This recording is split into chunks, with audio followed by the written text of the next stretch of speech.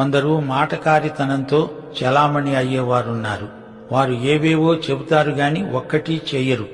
చెప్పేవారు చేసేవారు అని ప్రజలు రెండు రకాలు. అలా ఉండకూడదు. చెప్పిందే చెయ్యాలి, చేసిందే చెప్పాలి. జ్ఞాని ప్రతిదీ నమ్ముతాడు అంటే వాక్యానికి సరిపోయేంతవరకే నమ్ముతాడు. తాను విన్నది సత్యమని తెలిస్తే నమ్మి తీరాలి.